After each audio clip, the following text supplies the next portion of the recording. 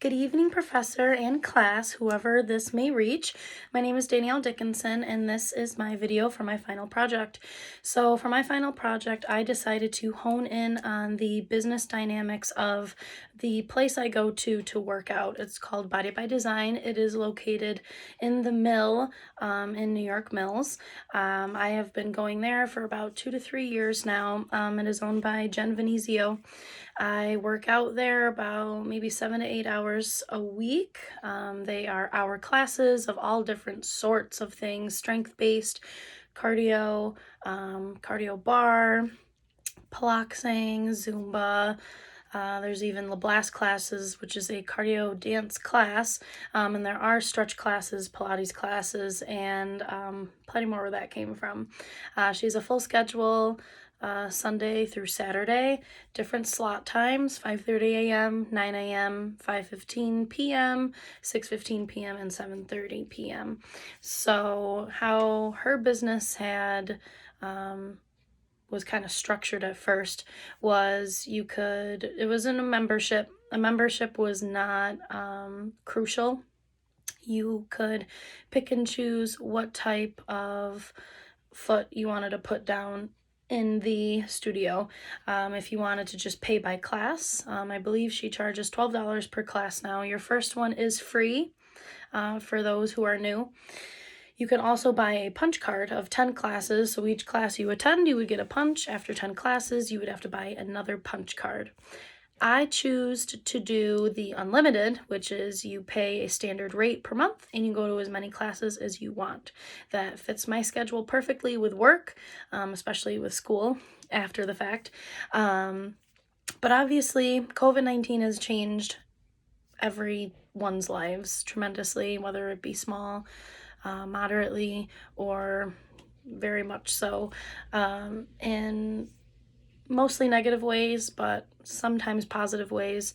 It's always good to think positive, when things come your way, especially in business. The show must go on and you must make it work. And that is what she did. So almost a year ago today, she had prepared for a shutdown.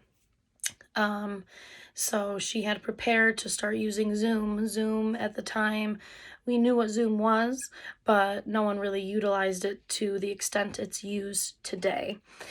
So the day the shutdown happened, she had this conversation with us in the beginning of the week. I believe it was March 17th. That might have been a Tuesday. So she was talking to us about this on a Monday, so the day before. That night, I remember I went home. My place of work, Lava Spa and Pin Curl Salon, we had closed what we thought would be for 2 weeks at a time. But she had also closed. And that Tuesday night, she went straight to Zoom and she started streaming classes online.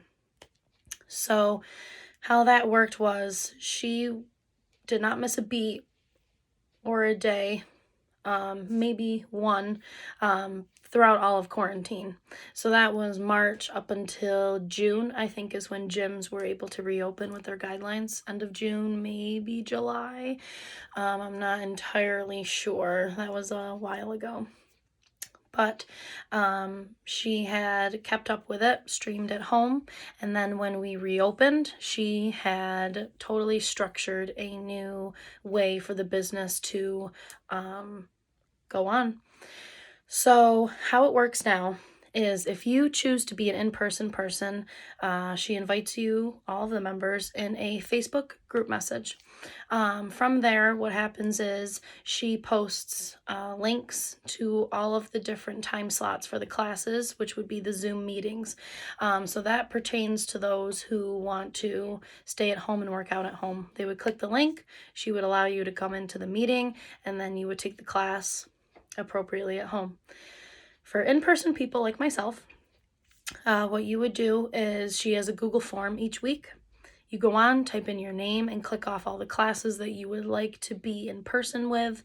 And after that, she posts all of the in-person people that signed up for each allotted time slot for the classes each week. So everyone would know, you would know what you signed up for, to double check and whatnot, so on and so forth. When that happens, you come about 5 minutes before the class is started, and you would get your temperature checked, and you always fill out a COVID form, you know, the normal COVID questions. If you've been exposed, do you have any symptoms? And she would mark your temperature down, sign you in, and then with a mask, you would proceed to go into the studio. Change into what you need to, gather your things, and then you would go in, and she has 20 squares. We were doing every other, which we didn't have to do. We could fill all 20, but with everything kind of up in the air, you know, now it's been a year, but we kind of were playing everything by ear as things are still changing. Now restaurants are being able to open up to 75% capacity and open up until 11 p.m.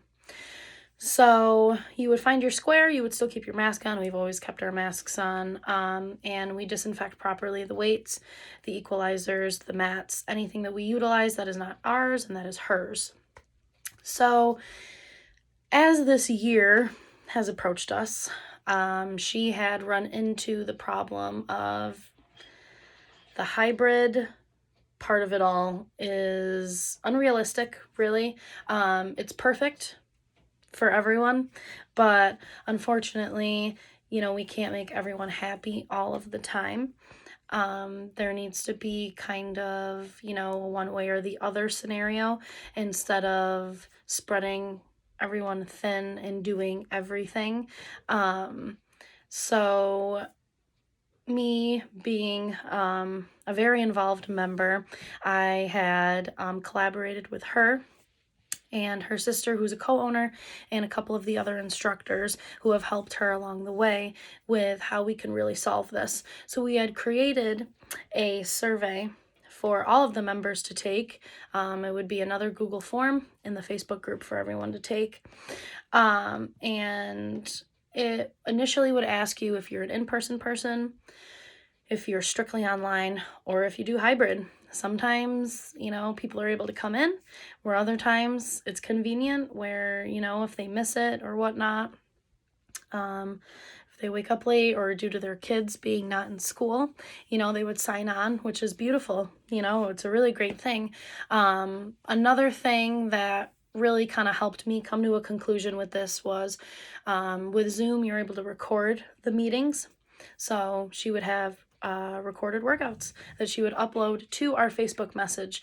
So I think that's a really huge determining factor in if you want to be, you know, in person or online, you still have that option. Again, in a perfect world, it would be great if everyone could get what they want, but for this small business in particular, we have to do what is most efficient. So one of the questions that was asked, aside from what type of person you are, for the virtual people, we wanted to know, why aren't you coming in? Aside from it being convenient, you can roll out of your bed, you don't have to drive or see anybody. So there was a data collected. One of the things was, are you waiting for most of the population to be vaccinated? Is it the masks that bother you? Or is it because you have to sign up in advance? So the one that was the winner in this was that you have to sign up in advance. That kind of scared people. Doing this really helped, you know, kind of hearing what people had to say, and she addressed each and every one of these concerns that people had. Unfortunately, masks, not sure when they're going to go away in society, but she said, you know, with the research that she has done in the fitness world, especially in group fitness, with businesses that neglected the guidelines around the country, kind of made a bad rep for group fitness places. So those masks aren't going away anytime soon. So there are living, breathing people like myself who work out in a mask every single day. It is definitely doable. I even have to take a little breather up at the ceiling, you know, peeking my nose out. So that was addressed. Another thing with the vaccinations, I mean, people are getting vaccinated left and right. It's really reaching crowds now. So that is soon to not be an issue. And the third thing with the advanced sign up, she really explained this into detail because it's really not as bad as everyone thinks. You know, things happen, life happens. It's not always going to be according to schedule. If people want to drop or switch or, you know, want to add a class in the week, she is certainly more than happy to do that, which again is extra added work. So that was addressed, which was really good. Another thing that was very frustrating to her was hearing what the, again, virtual people had to say about how the setup is. So some of them really just want to see the instructor. Others want to see the most advanced people in the front of the room. And others, that bothers them. I'm one of the advanced people in all of the classes I've taken. And I read in the comments at the end of the survey, you were able to put in your 2 cents that people didn't really like, you know, the most advanced people in the front of the room, or, you know, so it's kind of, it got a little intricate and tricky at that point. Because she allegedly sits next to the iPad and teaches, so they are able to hear her while they are able to watch us while we're doing the movements. So another difficult thing is those dance classes. It's not as simple as a bicep curl or, you know, a shoulder press that we're gonna do, you know, 32 lunges. You know, it's going with the music, it's feeling the music, you know. That's kind of difficult when you're trying to teach 10 plus people behind you and you have maybe 20 people over Zoom.